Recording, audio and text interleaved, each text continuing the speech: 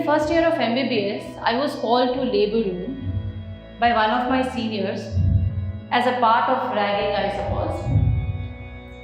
Terrified me entered the labor room, wondering what kind of labor was I supposed to do here.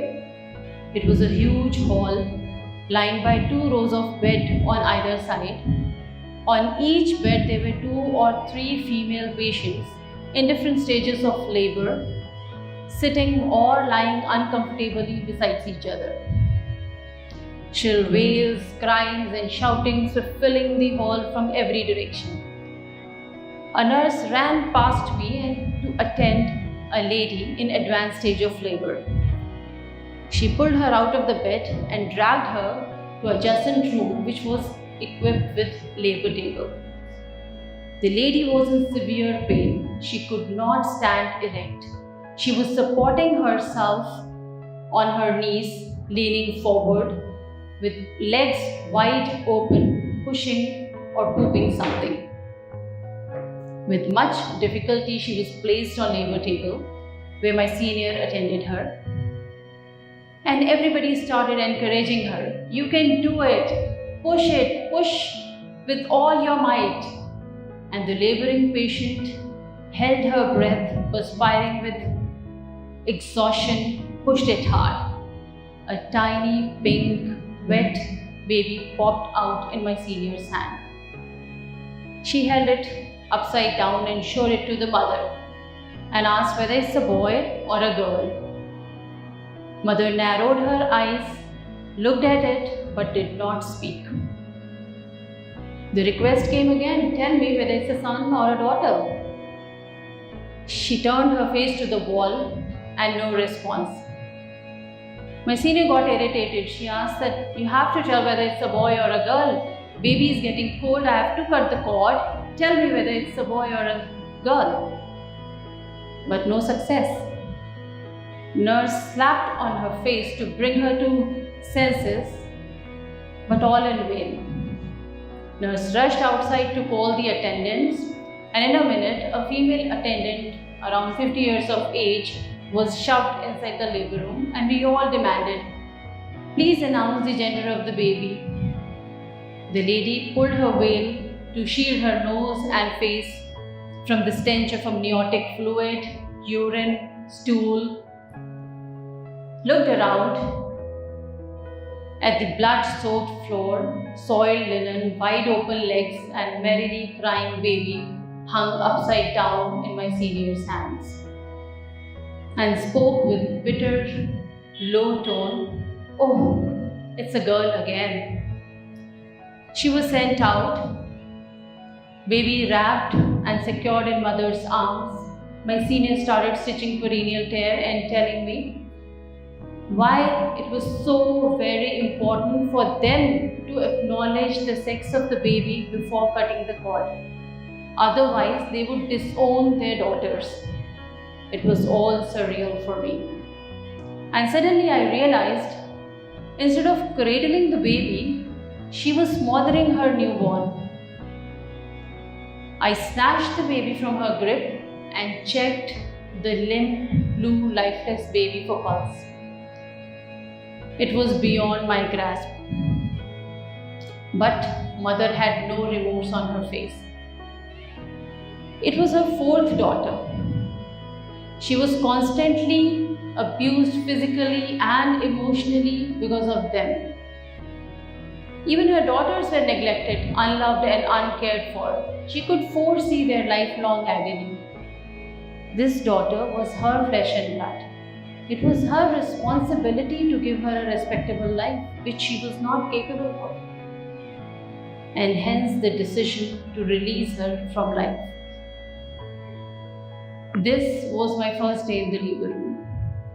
And after a few years, I joined OBGYN as postgraduate resident, and it was a routine. Women wanting to live a life of self-respect, bleeding to death, orphaning their daughters for one son. Most of the time they were warned of these life-threatening complications, excessive post-delivery bleeding or PPH after repeated childbirths, or death on table due to torn, tattered uterus after repeated cesarean deliveries. And if you think that these stories are from uneducated, low socioeconomic group of population who is visiting government hospital, you are mistaken. Affluent class can afford to test the gender in the womb and discontinue if it is not their favorable sex, till they conceive with favorable sex. Or even better, go for IVF and get male embryo transfer. It's offered in many countries. Many absurd rituals are followed, like washing vagina with chemical irritants to favor male sperms, giving only cow's milk, no solid, no salt, no sugar diet to pregnant female for few months, consuming holy dust or tablets to change the gender from girl to boy, or asking the youngest daughter to eat the poop of newborn boy to ensure brother's good health. I was piling up all these stories for more than 2 decades. And imagine what, I was living in one of them. When I delivered my daughter at the age of 22 after completion of my MBBS, though I was not prepared for motherhood, but the transformation was instantaneous. As soon as I held my daughter in my arms, my emotions overpowered me. She was so small, fragile, innocent, and dependent. She was my part of my body, my soul, my identity. I needed to protect her, love her, and see that she is loved by my world. But my world, my parents-in-law, they did not expect a daughter. They even refused to distribute or accept sweets because it was not a boy. And from then on, there was a silent demand for grandson in every conversation. I was asked to follow endless rituals, sent for sex determination, and emotionally blackmailed to discontinue pregnancies till I delivered a boy, whose birth was celebrated with great enthusiasm by all but me.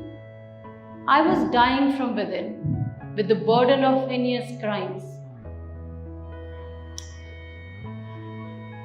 I was dying, I was hating myself. I was hating my newborn boy, and I was hating myself more for not loving my newborn son, for none of his fault. But now I was accepted my parents-in-law. What is this desire for boy? I think it is an orthodox mindset of older generation who believes that only sons should inherit our property and wealth. And we need sons to perform our last rituals to secure a seat in heaven. And we need to save lots of money for girls' wedding, and they should be married early, even before they finish their education, even before they are financially secure. And then they are forced to follow the instructions and wishes of their adopted family, who want them to produce their heir. And they would not want them to use any contraception. First of all, our younger adults have no knowledge of contraception, and second, every contraceptive means is blamed to have severe side effects. Oral contraceptive pills can make you fat and infertile. Intrauterine device can perforate your intestines, and permanent sterilization can weaken your body for life. Contraception discussion is forbidden. It is taboo in our family. We do not tell safe contraceptive methods to our young adults because it might give them implied consent to indulge in sexual activities.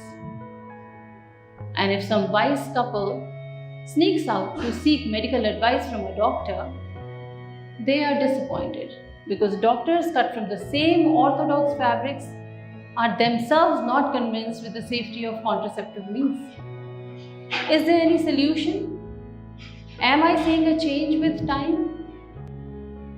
Yes, there is a pleasant change. There is a jump of joy when a young couple delivers a baby girl. They tell me they always wanted a baby girl, even if it was their second baby girl. And then my throat is choked, remembering that first day in labor room. The percentage of these couples is very small. These young boys and girls are financially secure, educated, professionally qualified, who have selected each other on the basis of compatibility, not caste or religion. They do not inherit the orthodox mindset of their elder generation. They think logically, they analyze every age-old belief system. Education has cleared all the myths, and they have scientific knowledge of reproductive health, family planning, gender equality, and safe sex. A ray of hope is shining through the clouds of illiteracy, patriarchal system, and orthodox belief system. Transformation is slow but palpable. Education and financial independence to both boys and girls is the key. And there will be a time when no mother will feel sad on delivering a daughter.